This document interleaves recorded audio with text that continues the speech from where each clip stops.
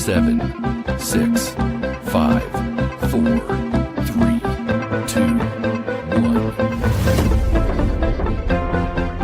Howdy, Croc Nation. Dr. Tommy and Ellie here with you with another amazing Croc podcast. Along with me is my page, my valet, my co-host, my best buddy, the master of disaster, the professor of the seminary, Angel Santana. Have faith, let it begin. Angel, I am so excited today. We get to talk to my favorite guest of all time.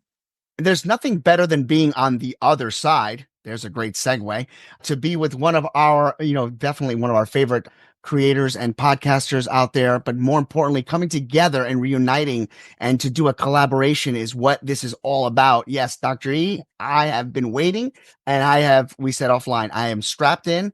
My tray tables are in the upright position and Croc Airlines is ready to take flight. Fantastic. And I want to just kind of sort of a little background.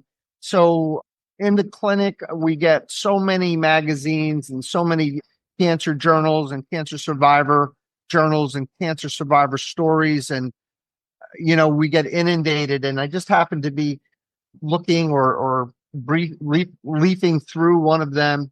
And I came upon an article about a cancer doula. So anyone who doesn't know what a doula is, it's someone who facilitates or assists a patient during a process. So you can have a birth doula, you could have a death doula, and I had never heard of a cancer doula. So I read the article, and the spirit and the soul, the energy, the kindness, the goodness of this woman was just jumping off of the magazine. It was just, the magazine was like it was like the burning bush of articles. And I thought, do you think this lady would even talk to us? So I sent her an email, and she was so kind and receptive and such an elegant and dignified person. And she was so kind to come on. And we did an episode about what is a cancer doula. And I think what I love the most about Talaya is the fact that she is a survivor thriver. And I think, again, Angel, we say it every week. We do these podcasts for the benefit of our survivor thrivers, to give them the tools they need to have a better survivorship, to enjoy their life's journey with cancer after beating cancer. But we've never been sitting in that chair yet. It's not our turn. We will one day, but certainly not now. So it limits us. So when we get people like Talaya who has a personal experience and the profound impact of her diagnosis and how she was told that she had cancer while she was Friday night leaving corporate America on a freeway and getting a call from a nurse and being told that she has cancer, and then pulling over to a mall and stepping into a store, not knowing where she was or what she was doing, couldn't even process the information, and took that as sort of as an inspiration after her cure and her survivorship began to then circle back and change her life's destiny to be an advocate and a doula for cancer survivors. Angel, your thoughts before we introduce this amazing saint and angel? Angel. They say that the man upstairs does not make mistakes. They put people at the right time, at the right place, and they're about to, sit front and center for this. Talaya, welcome. Oh, Dr. E and Angel, thank you so much. I'm so honored to be here with you today. And every time I come here, you make me want to cry, but good tears. It's just so nice to, have someone see you and really see what you're trying to do in the world. So thank you, gentlemen, so much. And I'm happy to be here with you. Well, we thank you, and we thank you for your time. So I told you I was going to ask you this question, so it's not like I'm rabbit punching you. Give us an update on Talaya and on the other side, and please tell us how our listeners can get to you and your work and your podcast and your website. Yes. So, Dr. E, I am still working on creating awareness about what a cancer doula is. A lot of people still are not aware. January 1st, to be exact, I was featured in an article with Sky News in the UK, and they actually did an article on myself and several other women who are doing work as doulas.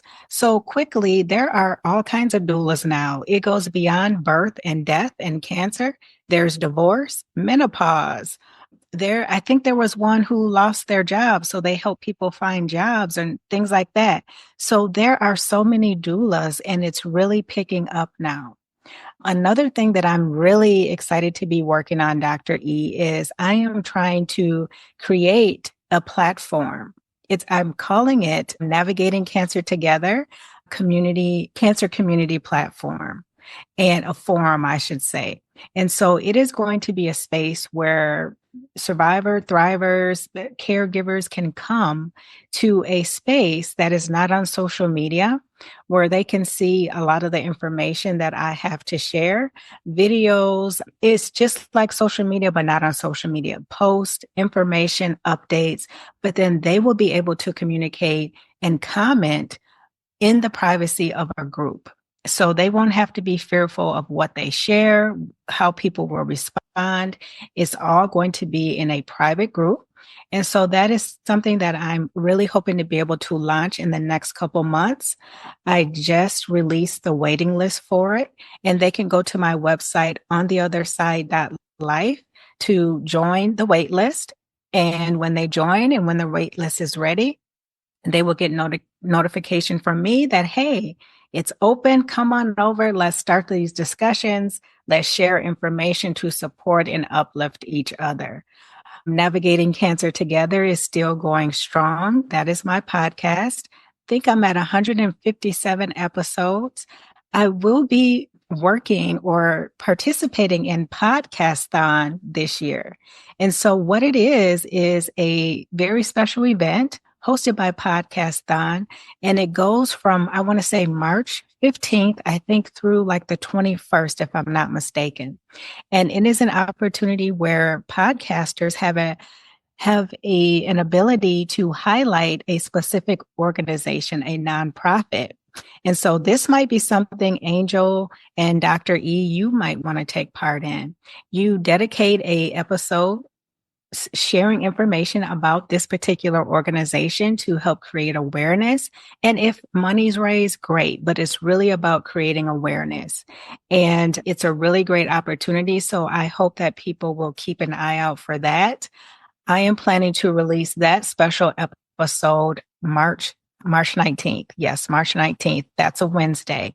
And so keep an eye out for Podcastathon. And again, it's an opportunity for podcasters to highlight their favorite nonprofit organization to get more eyes on it and eventually support more people.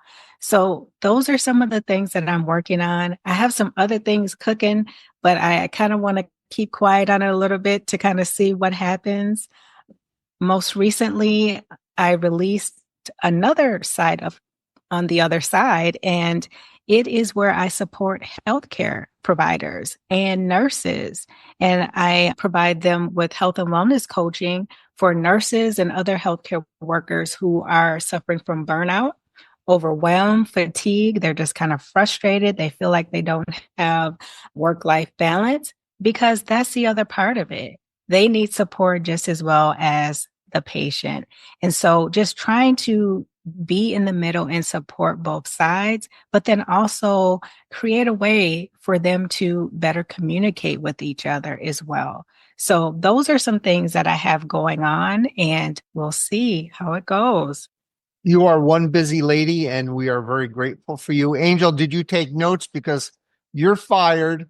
Talaya, you're the new co-host of the Croc podcast, and Angel, you'll be missed. I'm already packing my bags. You're the best, Angel. Don't listen. So, Talaya, we ended the year with a podcast, I guess, triad of miracles. So, our survivor thrivers who are told that they're not going to make it or given bad news, and their miraculous stories, their miraculous journeys, and we've done two of them. And we thought that having you on as a guest with some of your experiences would be a nice way to round out our, as I said, our three podcast, I guess, theme of miracles. Angel, does that sound right?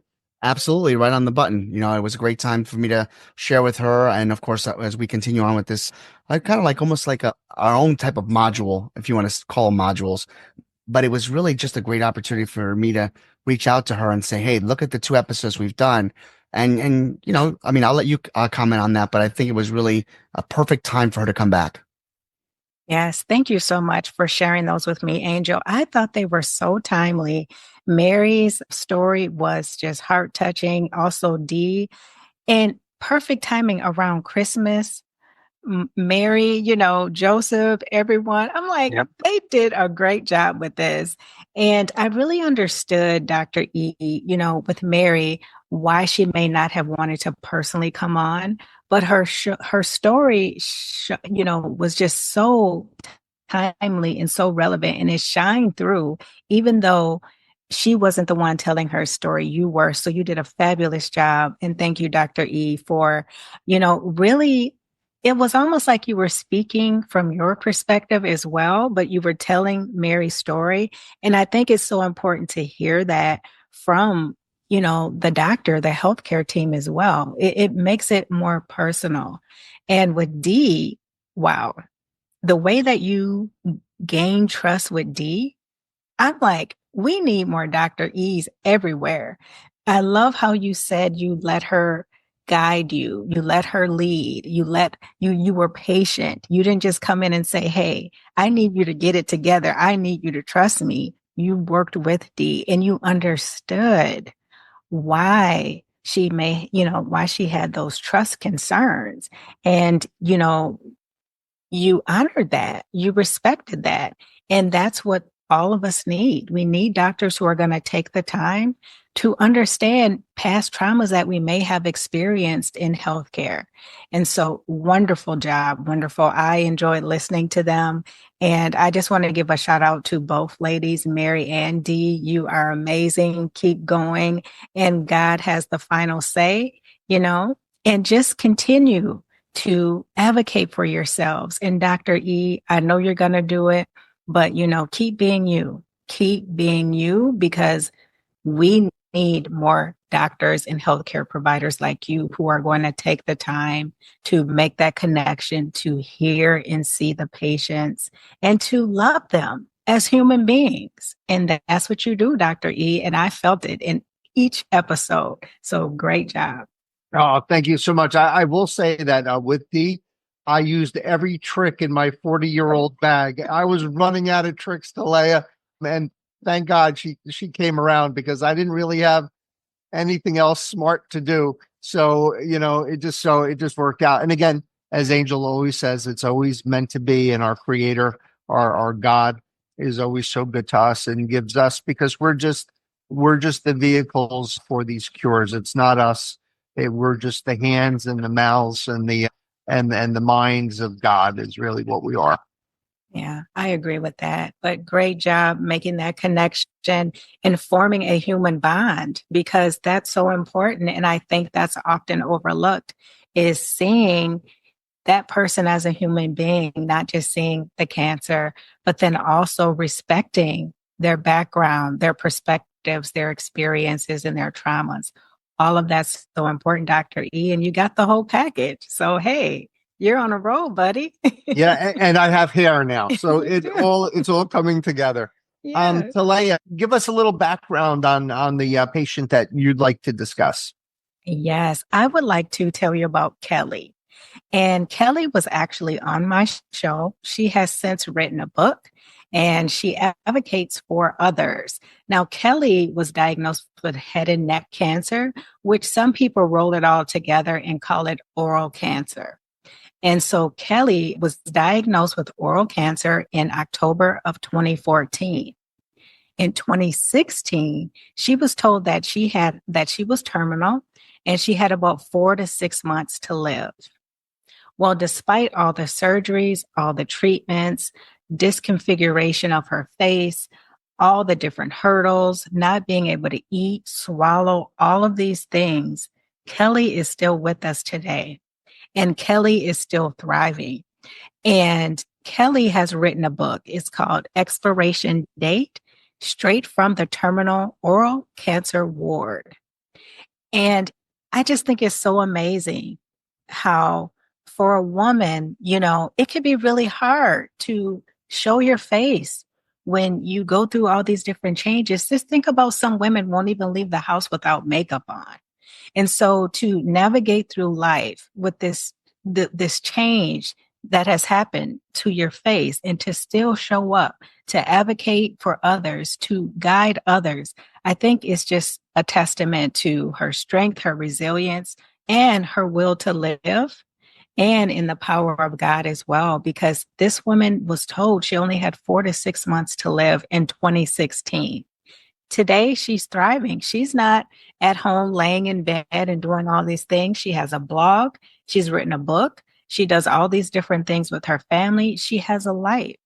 And I think Kelly's story is so important because it shows you that you can go through something really hard. You can be written off. You could be told that, hey, your days are numbered. And God will say, well, that's not what I said. And here we go. I love it. And just to give the listeners a little background on head and neck cancer, it's actually a subject that's very near and dear to my heart. And, I go on these podcasts and I'm a very optimistic practitioner and I try every possible way to make patients feel comfortable and have access to me. And I wear the jerseys and the whole thing.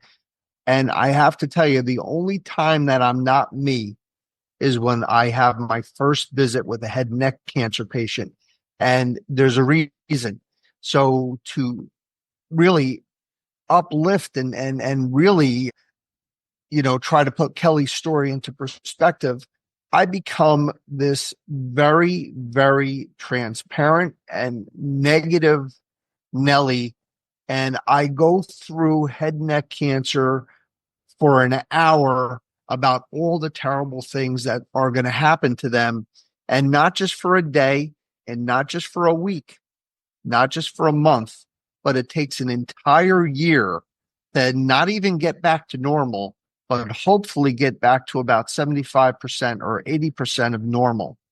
Every single thing that's important to us, our ability to communicate with others, our ability to enjoy a meal, to have dinner with family and friends, to be able to enjoy and taste and experience the beauty of cuisine, ethnic food, the beautiful spices and fragrances and textures and taste of food, to be able to swallow, to be able to take food and without even thinking about it, just chew it and suck it down. And you're watching a football game and you're eating your wings and you're not even thinking about what you're doing because it's so easy. It comes so naturally. It's like breathing.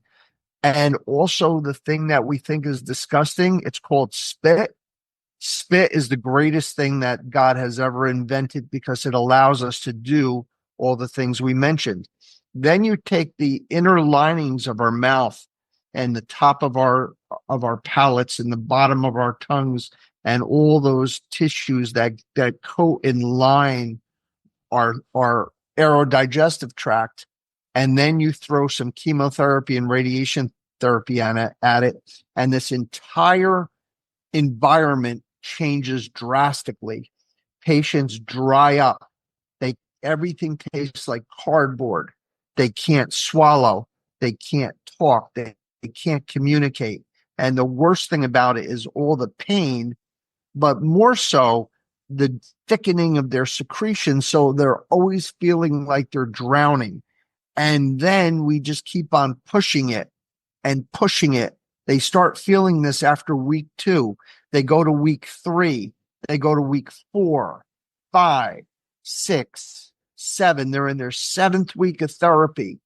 And finally, they see the light at the end of the tunnel. But is it really the light at the end of the tunnel? It's not, because even though when they come back 2 weeks later, they're not, the Walking Dead anymore, but they're still close to that. And then they come back a month later and they're tiny, tiny increments of improvement. And then after the 3-month mark, when they get their restaging and the PET scan, which shows complete response and cure of the cancer, they still don't feel like who they were.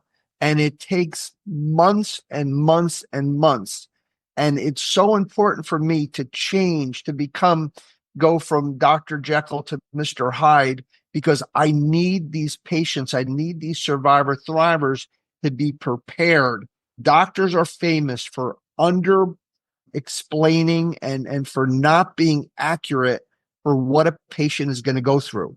We don't use words like pain. We say you're going to be a little uncomfortable. We're not going to say this hurts. We're going to say you're going to feel a little pressure.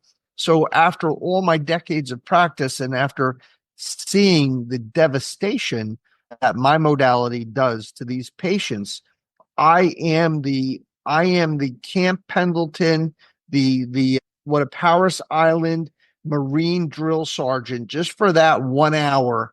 And then after I break them down, then I bring them back together. So I'm sorry to kind of jump in on your beautiful story, but I did want to add like a layer of complexity, a layer of another dimension to it, so everyone understood exactly what Kelly went through.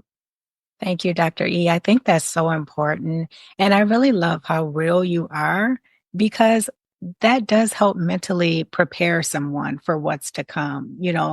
The part of uncertainty and not knowing what to expect can cause so much anxiety for survivor thrivers. And so I really love how you say, hey, there's going to be pain, not just a little discomfort, so people can mentally prepare for that. And thank you so much for sharing that, Dr. E. The other thing I think is really important to share about Kelly, and her name is Kelly Uren Moody. And Angel, I will share her information as well. So if people are interested, they can, check out her book or go to her blog.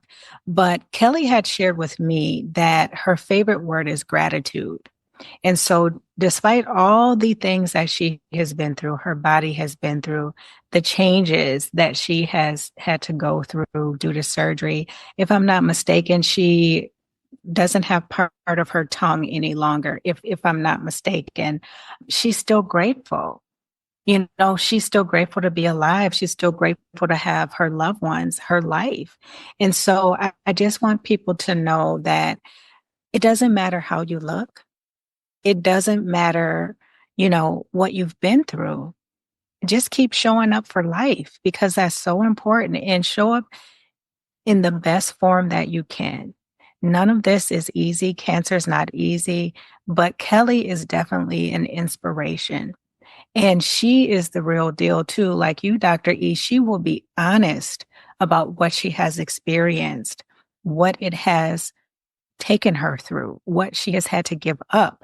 And so in all the trials and tribulations, I know sometimes that, she's not feeling well and things like that. That's still a part of her journey.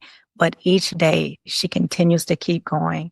And so check out Kelly Uren Moody, and her website is faceithheadon.com. So faceithheadon.com. And I love the name of her website, because that's exactly what she does. She faces it head on every day.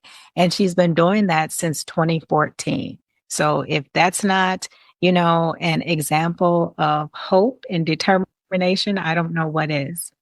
Oh my God, what a great way to end a 3-podcast series, Talaya. So beautifully and compassionately relayed to us and to our survivor thrivers. Angel, you always get the last word. I find it amazing as we're talking about Kelly, and I was able to scroll and see that she is on a 5-star rating for this book. And what I did was, actually, as you were telling the story, is that I purchased the book, and we're going to donate that book to any listener that listens to our episode, and we're going to give that book free. So I have just purchased the book right now. It's available on Amazon, hardcover. So I did do that. And I think that it's important that this story lives on. One of the greatest things that I saw was at the very end, as you can hear my little son in the background, but as you can hear, one of the greatest things that we heard was the ending part of the description of the book, which you were so great enough to paraphrase. And it says that she does, however, emphasize that it's okay to laugh while you cry. In the end, the gratitude shines through. That is amazing. Excellent. Talaya, in closing, any last thoughts or words about Kelly or about yourself, before we do our crock blessing? Well, Angel, first of all, I want to thank you so much for purchasing a book and gifting it to someone who could really benefit from it. Thank you. That's a blessing. And I'm sure Kelly would appreciate it as well. Dr. E, thank you so much for everything that you do. Thank you for allowing me to share Kelly's story and be a part of the series. It's such a blessing. And I love to be in community with doctors and physicians like you. Angel, great job on everything that you do to keep the show going. And I just really love you guys. I'm so happy that we met and I look forward to doing more. So thank you. You will be on forever and ever and ever until you're 90. So, you will get what you wish, and you may wish that you didn't wish what you did. All kidding aside, Talaya, it is an honor to collaborate with you. It is an honor to be on this earth at the same time with you. It is an honor to not only know you as a colleague, but to know you as a friend. And you are always welcome here. And your work, your life's work, is a destiny. It is not a job. It is not something that you do. It's not a side hustle. It is in your soul to help others and change the care and the outcomes for our survivor thrivers, being one yourself.